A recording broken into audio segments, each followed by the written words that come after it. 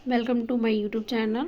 जैसा कि आप सभी जानते हैं कि यूपी में यूपी पीसीएस और आरओ और एआरओ का एग्ज़ाम है, तो उसकी तैयारी इस चैनल पे कराई जा रही है।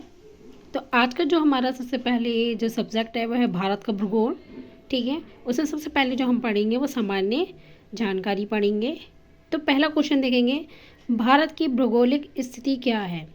तो भारत की भौगोलिक स्थिति है उत्तरी गोलार्ध में 8 डिग्री 4 मिनट 37 डिग्री 6 मिनट उत्तरी अक्षांश और 68 डिग्री 7 मिनट और 97 डिग्री 25 मिनट पूर्वी देशांतर के बीच।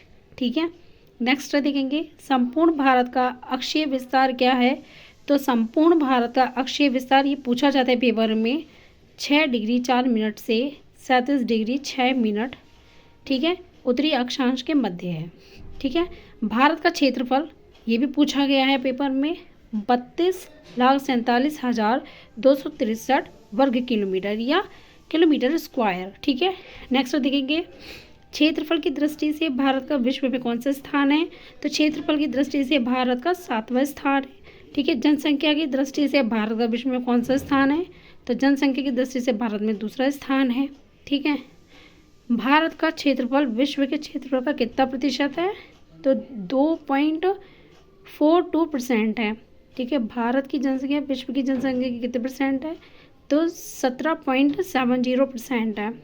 भारत का उत्तर से दक्षिण में कितना विस्तार है। तो 3,214 किलोमीटर है।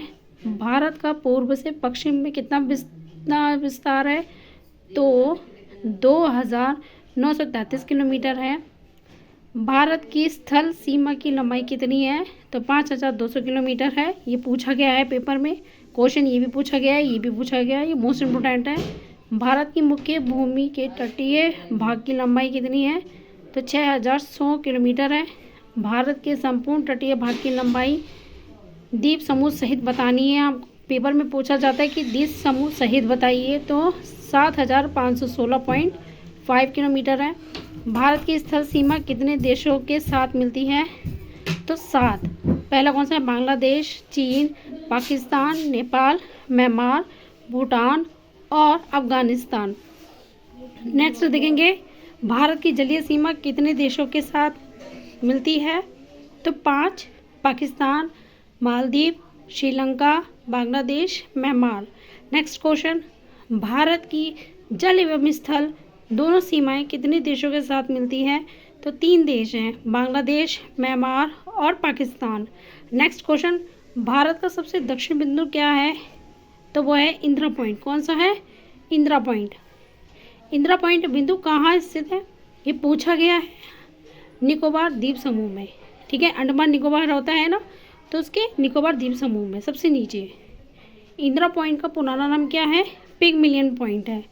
ठीक है, इंदिरा पॉइंट भूमध्य रेखा से कितनी दूरी पर है, 876 किलोमीटर की दूरी पर है।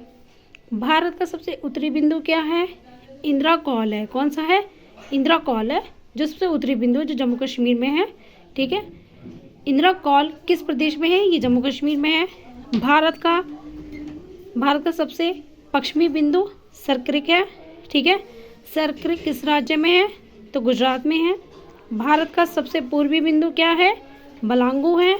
बलांगू किस राज्य में है, अरुणाचल प्रदेश में है।